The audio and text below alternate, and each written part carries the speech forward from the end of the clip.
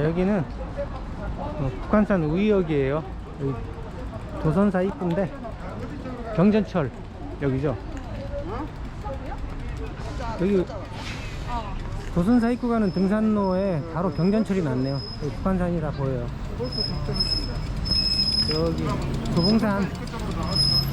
조봉산 봉우리들이 벌써 보이네요. 옛날에 1위로 조봉산 등산 많이 다녔는데 저는 여기까지 버스 타고 왔어야지 됐는데 그냥 경전철로 바로 올 수 있어요. 오늘은 그 단풍이 있는 코스로 소기천 계곡으로 가려고 그래요. 거기서 맨발 걷기 하면서 전 시간에 이어가지고 또 신플라톤주의에 대해서 얘기해 보려고 합니다. 요즘 날씨가 너무 더워요. 완전히 평년보다 이거 10도 정도 높다는데 더운 날이 지금 계속되고 있어요. 한 열흘 정도 계속 더운 것 같은데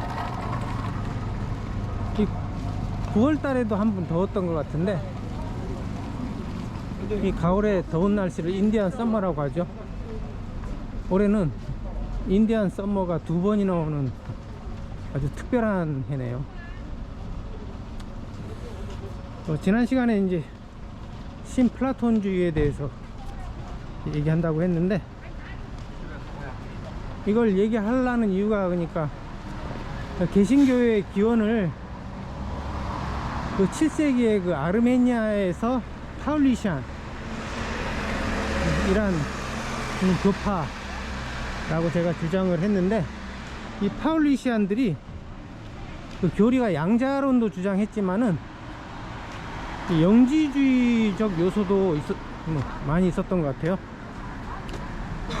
근데 어떤 학자들은 또 양자론에는 찬성하는데 또 영지주의는 아니라고 하는 사람도 있어요. 그래서 그 영지주의를 이제 먼저 설명해야 되는데 영지주의가 이게 복잡해요. 이게 복잡해가지고 근데 영지주의가 이게 신플라톤주의하고 아주 비슷해요. 그 영지주의를 설명하려면 이게 너무 이 광범위하고 다양해가지고 굉장히 혼란스러워요. 잡다해 보여요. 그리고 그래서 설명하기가 쉽지가 않아요 이게. 그래서 영지주의하고 비슷한 신플라톤주의부터 먼저 설명하면은 영지주의도 이해하기 쉬울 것 같아 가지고 오늘은 신플라톤주의에 대해서 설명하도록 하겠습니다.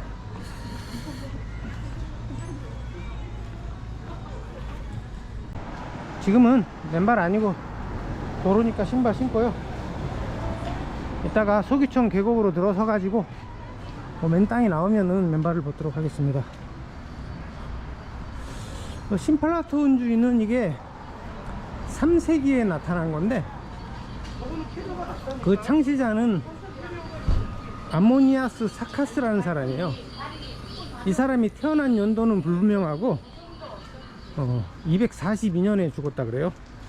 알렉산드리아에서 죽었다 그러는데 이 알렉산드리아가 신플라톤주의의 요람이에요. 그래서 이 사카스에 대해서는 별로 알려진 게 없고 그 제자가 이제 플로티누스라는 사람인데 전에도 잠깐 얘기했죠. 이 사람은 이제 철학사에서 굉장히 유명한 사람이죠. 이 플로티누스는 204년에 태어나 가지고 269년에 죽었다고 돼 있는데 이 사람도 이제 알렉산드리아 출신인가 봐요. 그래서 사카스의 강의를 들었다 그래요. 근데 이 사람이 아주 철학에 대한 열정이 엄청 강해 가지고 그 페르시아하고 인도 철학을 배우기 위해서 페르시아 원정에도 참가했다 그래요. 근데 잘 안 돼가지고 그냥 원정을 제대로 못하고 돌아오는 바람에 배우지는 못했다 그래요. 그리고 이제 40이 되던 244년에 로마에 철학 학교를 세웠어요. 근데 이 사람이 인간성이 이 경건하고 온화한 성품으로 신을 탐구하는 데 몰두한 순수한 인간으로 숭배를 받았다 그래요. 황제도 숭배하고 사람들도 많이 숭배했다 그래요. 이 사람이 신과 4번 타라적 일치했다는 경험을 그 제자가 얘기해요. 이 사람이 쓴 책으로는 이제 엔네아데스라는 책이 있는데 이게 6권으로 되어 있어요. 이 플로티누스는 그 이름에서 나타나는 것처럼 그 플라톤 철학에 충실한 해설자로 자취했는데 이름도 플라톤을 따서 지은 것 같아요. 이 플로티누스가 그 같은 알렉산드리아 출신의 그 필론이라는 철학자한테 영향을 받았는데 이 사람이 이제 기원전 25년에 태어나서 기원 후 40년에 죽은 철학자인데 유대인이죠.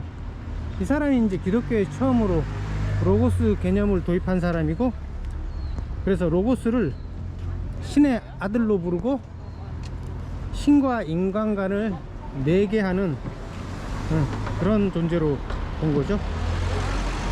그래서 이 사람은 신에 대해서 인간이 아무것도 말할 수 없다, 아니다라고는 말할 수 있는데 진짜 요즘부터는 이것이다 이렇게 딱 집어서 얘기할 수는 없다. 이게 부정신학이라고 그러죠. 부정적인 말만 할 수 있다, 단정할 수 없고 아니다라고만 말할 수 있다. 이 사람의 영향을 받아서 이제 플로티누스가 자기 철학을 전개하는데 나중에 알 수 있을 거예요. 그리고 이제 플로티누스가 그 이탈리아에 그 플라토노폴리스라는 이상국가를 건설할 계획이 있었다 그래요. 결국은 실패했는데 플라톤도 그 시칠리아에 이상국가 건설하려고 이렇게 하다가 이제 노예가 되고 망신을 당했죠. 오늘?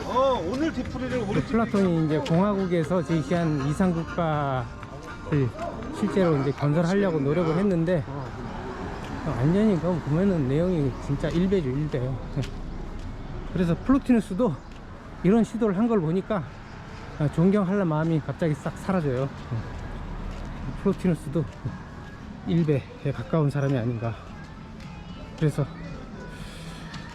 이 사람도 철학을 보면은 그 자기 고유의 철학은 별로 없는 것 같고 플라톤 철학을 많이 따오고, 그 다음에 얘기할 그 영지주의가 이 시대적으로 앞서거든요. 이게 플로티누스 철학보다 훨씬 앞서요. 영지주의 철학을 표절하지 않았나. 그래서 너무 플라톤이 과대평가됐듯이 플로티누스도 이 과대평가된 게 아닌가. 그런데 이 플로티누스의 신플라톤주의 철학이 이게 영지주의를 설명하는 데는 이게 깔끔하고 이게 쉽게 설명할 수 있기 때문에 신플라톤주의부터 먼저 설명하기로 하겠습니다. 그래서 이 플로티누스는 여기가 이제 계곡이 나오는데 여기가 이제 백운대 도선사 거쳐서 백운대로 올라가는 길이죠. 여기 벌써 이게 이 계곡이 나오는데 이게 소기청 계곡이에요. 여기에 단풍이 좋다 그래 가지고 오늘 단풍 코스로 한번 맨발 걷기 해보려고 찾아가고 있습니다. 오늘 날씨가 더워 가지고 이게 뭐 겨울 등산복 입고 오면 이게 떠 죽을 것 같아요. 그래서 이 플로티누스 철학을 이제 본격적으로 살펴보자면, 이걸 이제 자신은 플라톤을 해설한다고만 했는데 이 후세 철학자들이 보니까 이게 나름의 철학이 있다 그래 가지고 이제 플로티누스 주의라고 부르는데, 제가 보기엔 뭐 별 고유의 철학은 없는 것 같아요. 그래서 이 플로티너스 철학의 그 주요 개념이 일자와 유출이라는 개념이에요. 그래서 일자라는 게 이제 그 하나라는 얘기죠. 하나. 이게 이제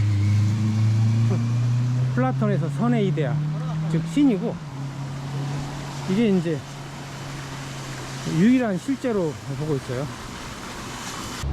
그래서 이 일자는 그 초월적이라서 그 아까 필론의 철학을 이어받아 가지고 뭐 인간이 신에 대해서 말할 수 없듯이 이 일자는 존재와 세계를 초월하기 때문에 뭐 인간이 뭐라고 이렇게 말할 수가 없어요. 그래서 일자가 이렇게 초월적인데 동시에 또 일자가 내재적이기도 해요.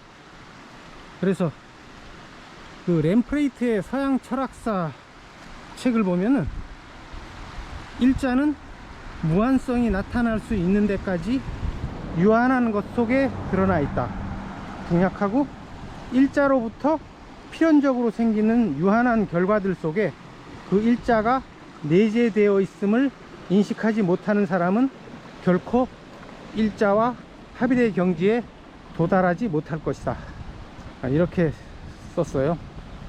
그러니까 이게 범아이디어, 개인과 어떤 신과 합의라는 그런 거죠. 일자가 이제 신이기도 하지만 개인과도 합치하는 그런 개념이죠. 그래서 일자가 초월적이기도 하지만은 그 개개인의 그 내부에 이렇게 들어있는 것이기도 해요. 그런 내재적인 것이기도 하다는 것이죠. 여기 소귀천 계곡인데, 여기가 이 계곡을 쭉 따라가면서 맨 땅에 나오면 맨발로 걸을 거예요. 그 다음에 이제 플로티너스가 일자 개념에다가 유출이라는 개념을 도입하는데, 그 일자로부터 모든 것들이 유출되어서 세계가 형성됐다고 얘기해요. 그래서 한스 스테리라는 사람이 쓴 서양 철학사 책을 보면 이렇게 써 있어요. 일자는 오직 넘쳐 흐를 뿐이어서 바로 여기서 넘쳐 흐르는 힘이 다른 모든 것을 창조한다. 그래서 일자로부터 넘쳐 흐른 것들이 이제 세계를 형성하는 것이라는 식으로 이제 세계 창조를 설명을 하는 거죠. 이런 이제 일자하고 유출 개념을 도입을 해 가지고서 이제 세계를 설명을 하는데, 플로티너스가 이렇게 일자하고 유출 개념을 도입하는 이유가 뭐냐 하면은, 이게 플라톤 철학의 이원론을 극복하기 위해서요. 그 플라톤 철학은 그러니까 영혼과 육체가 완전히 다른 것으로 보는 이원론이고, 그래서 그 현실 세계가 따로 있고 이데아 세계가 따로 있어 가지고, 현실 세계는 이데아의 완벽한 세계를 모방할 뿐 불완전한 세계라는 게 이제 플라톤의 이데아 개념이죠. 그래서 아리스토텔레스는 그 자기 스승 플라톤이 이 현실 세계하고 이데아 세계라는 두 세계를 창조했다고 비판을 해요. 그래서 이렇게 세계가 둘로 나눠진 그런 문제점을 이제 플로티너스는 해결하려고 이제 일자하고 유출 개념을 도입을 한 거죠. 이렇게 이제 플라톤 철학에서는 세계가 이제 둘로 나눠져 있어요. 현실 세계 따로, 이데아 세계 따로. 이거를 이제 아주 탁월하게 설명한 게 이제 플라톤의 대화편 중에 국가라는 책이 있는데, 거기에서 이제 동굴의 비유라는 그 유명한 비유로 플라톤을 설명하죠. 거기에 대해서 간단하게 얘기해 보자면, 이 동굴의 비유에서 플라톤은 현실 세계에서 인간이 동굴 속에서 묶인 채 그 동굴 밖에서 비친 동굴 밖 세계, 그게 이제 이데아 세계라는 거죠. 그게 진짜 실제 세계라는 건데, 그것의 그림자만 보고 있다는 거죠. 그러니까 이게 플라톤이 보기에는 이 현실 세계는 동굴 안의 세계고, 이데아 세계가 이제 진짜 실제 세계라는 거고, 그래서 플라톤은 이 현실 세계를 그림자, 환상으로 보고, 이데아를 이제 실제 세계로 보는 거죠. 근데 따지고 보면 이게 앞뒤가 뒤바뀌어 있죠, 이게. 예? 플라톤에게서는 환상과 현실이 뒤바뀌어서 전도된 세계를 보고 있다는 걸 알 수 있죠. 플라톤이 이렇게 현실과 환상을 뒤바꿔서 얘기하는 이유가, 그 속셈이 그거죠. 이게 정치적인 말이죠. 이게 굉장히 정치적인 철학이에요. 그 이데아가, 자신이 제시하는 이데아가 현명한 자의 말이므로 여기에 복종해야 된다 이거죠. 응? 그래서 그 플라톤의 주장은, 현실 정치에서는 그 현명한 자는 부자라는 거예요. 응? 그 아리스토텔레스의 정치학에서 보면은, 그 민주정이라는 거는 가난한 사람들이 지배하는 정치 체제이고, 이 과도정, 독재죠. 독재는 일부 부자들이 지배하는 정치로 이렇게 정의하고 있죠. 그래서 플라톤 같은 경우에는 민주정에 반대하기 때문에 과도 독재 체제가 돼야 된다고 주장하기 때문에 부자들이 지배해야 된다는 것이고, 이 부자들이 바로 현명한 자라는 거예요. 플라톤의 주장의 요점이라는 게. 근데 부자하고 현명한 거하고 같은가요? 완전히 이제 이게 주소가 틀린 거죠. 이게 엉뚱한데 찾고 있는 거죠. 여기 벌써 단풍이 벌써 보이네요. 단풍이 아직 다 안 지고 단풍이 있어요.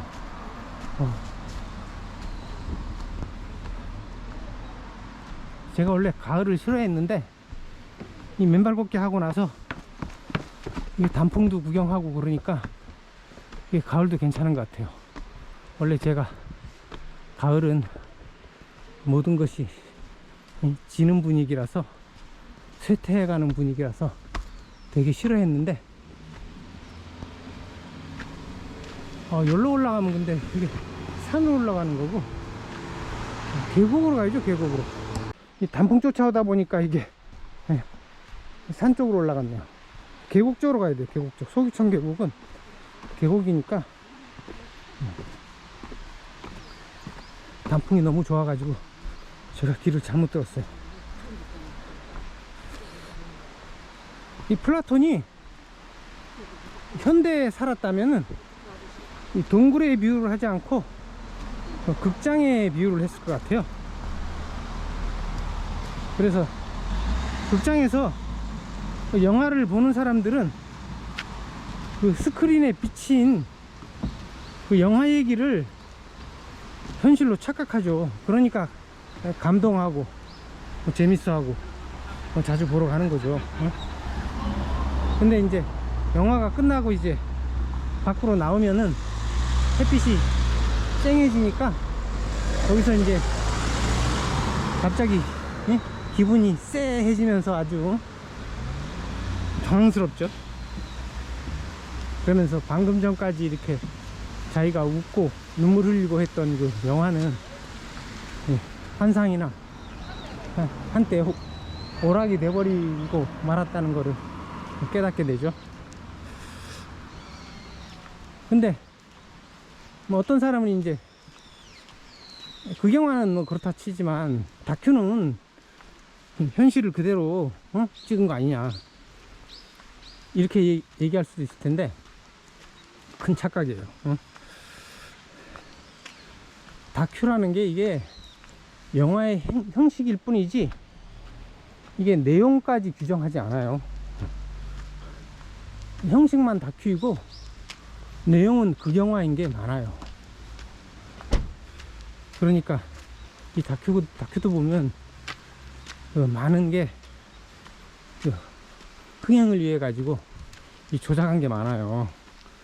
진짜 양심적으로 진실을 그대로 찍어서 보여주는 다큐는 아주 드뭅니다. 대표적인 예로 몇 년 전까지 이제 노무현에 대한 영화가 굉장히 많았죠. 한 4~5편 됐던 것 같은데 이게 어떤 거는 상당히 대중적인 인기도 끌고 그랬는데 이게 모두 그 진실을 은폐한 사실은 이게 무늬만 다큐지 이거 극영화예요. 극영화. 여기서 주로 이제 그 목적이 노무현 정신이라는 걸 퍼뜨려 가지고 그 민주당 지지자들을 표를 얻는 그런 정치적인 목적을 위해서 만든 것이지 이게 진실이 전혀 아니에요. 이게 노무현 정신 그러는데 노무현 정신이 진짜 뭔지 이렇게 설명한 내용 들어보지 못했어요. 이게 아주 노무현 정신이라는 게 정체불명의 유령이에요. 이게 실제로 노무현 대통령이 서민 정권을 부르짖어 가지고 대통령이 됐지만 실제로 이제 재임 기간 중에 한 게 서민과 노동자들 배반하고 삼성과 같은 재벌들의 하수인이었죠. 그래서 삼성증권이었다고 하는 고발들이 그 부정할 수 있는 사람은 없죠. 그리고 뭐 미군 철수 주장하고 전자권 반환 주장하면서 뒤로는 평택에 이제 어마어마한 미군 기지 만들고 제주 강정에 미 해군 군항 만들고 그러면서 미군 철수는커녕 미군이 거의 영구적으로 주둔하게 해주는 그런 일을 했죠. 그래서 이 노무현 정신이란 게 사실은 정체불명의 괴질이고 이 괴질을 퍼뜨려 가지고 민중을 기만하고 한국 정치를 부패시키는 악질적인 아주 정치 선전물일 뿐이죠. 이게 한국뿐만 아니라 세계적으로도 그 유명한 다큐들도 마찬가지예요. 그 세계적으로 유명한 다큐 감독으로 마이클 무어가 있죠. 이 사람도 뭐 화씨 911, 뭐 시코, 뭐 볼링포 콜럼바인, 그리고 뭐 요새는 또 화씨 119까지 만들면서 이 사람이 뭔가 진실을 얘기하는 듯 하지만은 사실은 이 사람은 공화당만 까고 민주당 지지자죠. 민주당은 절대 안 까요. 이 사람은 정치적인 목적으로 민주당이 삐끼지 이 진실을 얘기하는 다큐들이 아니죠. 이게 진짜 격가지 진실만 얘기하고 진짜 핵심적인 진실은 절대 얘기 안 하죠. 근데 제가 만든 멘붕의 시대는 진실을 거의 100% 말하려고 노력한 다큐예요. 그 멘붕의 시대에는 제 개인적인 말이 별로 없어요. 여기가 선운각이라는 데인데 여기가 뭐 음식점인 것 같아요.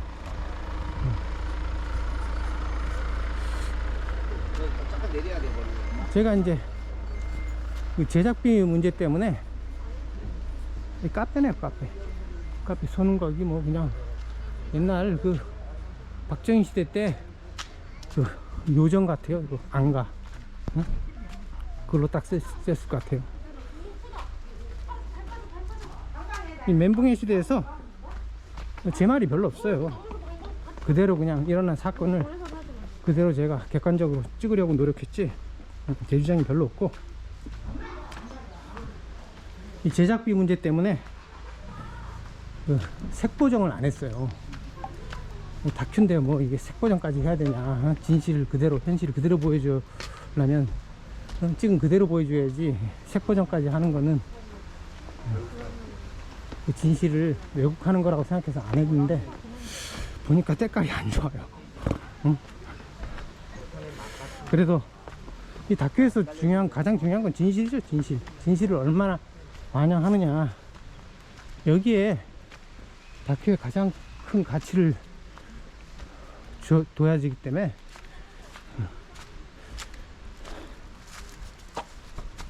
그 때깔이 중요한 게 아니죠.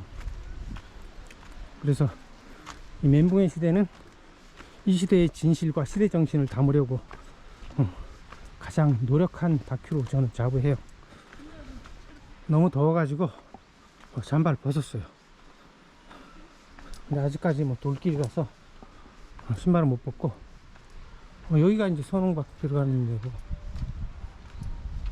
여기 왼쪽으로 가야지 이게 소기천 계곡이에요.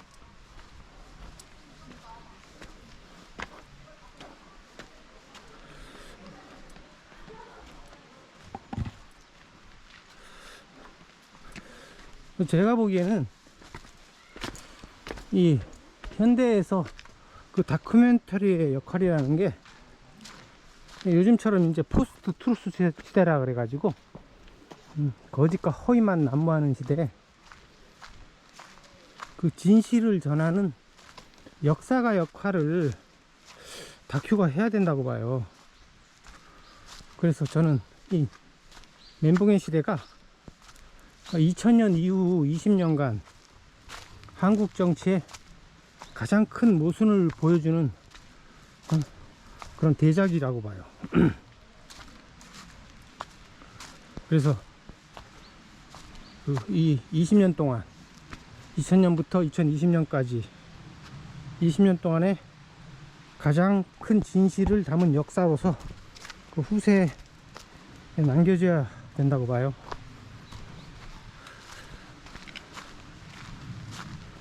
그래서 이 다큐가 전한 역사라는 것이 제 내심, 오바인지 모르겠지만 20년밖에 안 되니까 그 헤로도토스의 역사 정도는 안 되지만 그 투키디데스의 그 펠레폰네소스 전쟁사 정도의 역사가는 되지 않을까, 그렇게 속으로 자부하고 있습니다. 다른 사람들이 그렇게 안 보면 할 수 없고, 어쨌든 그렇거나 말거나 저는 그렇게 생각하고 있습니다. 그래서 다시 이제 플로티누스 철학으로 돌아가서 일자에 이제 유출 개념을 적용하면은 이제 플라톤에서 그 분리된 두 세계, 현실 세계와 이데아 세계를 합칠 수 있다고 이제 플로티누스는 본 거죠. 그래서 일자는 충만해 있기 때문에 넘쳐 흐를 것이다. 그러나 완전히 다 흘러 넘쳐버리지는 않는다.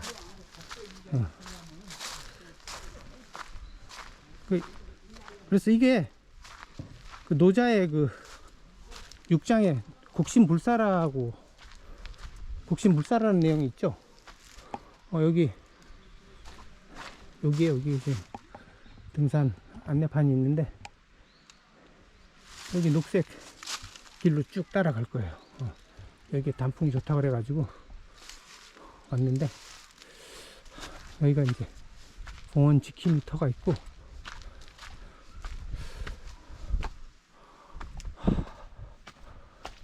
여기 단풍나무가 저쪽에 있긴 한데 뭐 시커멓게 지금 돼버렸고, 낙엽이 다 져버렸네요 여긴.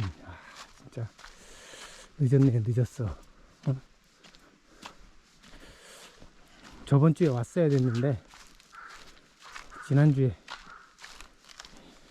날씨도 흐리고 비 오고 그래가지고 못 왔죠. 이게 딱 시즌 기간을 놓쳤어요. 시기를 놓쳐버렸네요. 이게. 노자 6장에 이제 곡신 불사라는 내용이 있죠. 이게 곡신, 계곡의 신은 죽지 않는다. 그러니까 계곡에 물이 마르지 않듯이 이 곡신이라는 신도, 이게 이제 여성신을 의미하죠. 다른 장에서, 이제 노자의 다른 장에서 현빈이라고도 하기도 하고, 이 여성성을 가진 신이 이제 물이 마르지 않듯이, 계곡의 물이 마르지 않듯이 이제 다함이 없다, 이런 의미죠. 이거하고 거의 똑같은 개념이죠. 그래서 이제 이게 일자가 이제 흘러 넘쳐도 이게 줄어들진 않으니까 그 세계의 이제 모든 것이 그 일자로부터 이제 유출돼서 생긴다는데, 그걸 자세히 살펴보면은 우선 이제 일자로부터 누스라는 것이 생긴다 그래요. 여기 이제 괜찮은 흙길이 나왔네요. 좀 이따 또 괜찮은 흙길이 나오면 맨발을 벗도록 하겠습니다. 이 누스란 것이 이제 그리스 철학에서 나오는 건데, 이게 정신으로 번역할 수 있죠. 스피리트. 근데 이게 그냥 정신이 아니고 신적인 정신이에요. 그래서 이걸 이제 그 플라톤 철학에 나오는 조물주 데미우르고스로서 그 세계를 창조하는 신으로 보는 거죠. 여기서 지금 1시가 다 돼가지고 여기서 점심을 먹고 가도록 하겠습니다.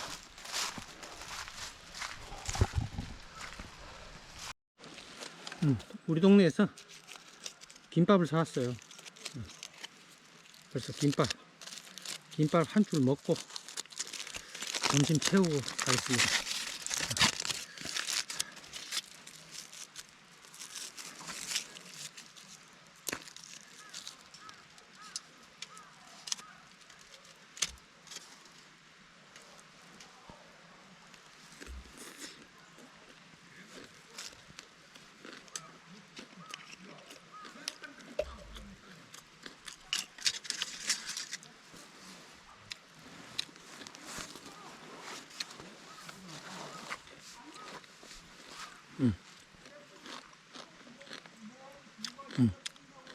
저도 먹방 할 수 있습니다.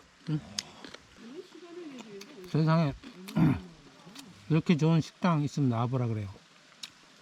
이게 음식이란 게 뭘 먹느냐가 중요한 게 아니라 어디서 누구와 먹느냐, 이게 더 중요한 거죠. 아무리 비싼 식당에서 비싼 음식 먹어도 뭐 이 정도 경치되는 데가 어디 있어요. 제가 2,500원짜리 김밥 먹고 있지만 이 자리는 어느 식당에 지지 않죠. 이게 어느 식당보다 뛰어나죠. 다 식당 자리값 아니에요. 음식값이 아니라. 자리값으로 따지면 여기가 세상에서 제일 비싼 식당이에요. 그리고 누구랑 먹느냐가 중요한 거죠. 이게 아무리 라면을 끓여 먹어도 사랑하는 사람하고 먹어야지, 그 싫어하는 사람하고 아무리 비싼 거 먹어봤자 맛이 안 나죠.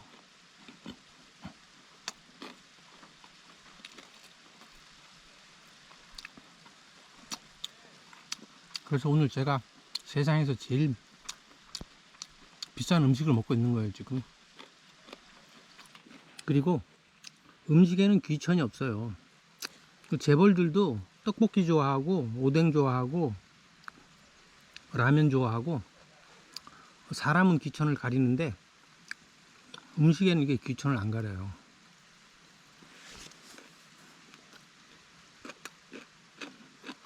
그래서 아무리 2,500원짜리 김밥이지만은 이건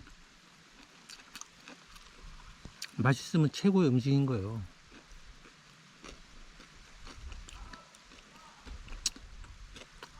이게 제 음식 철학입니다.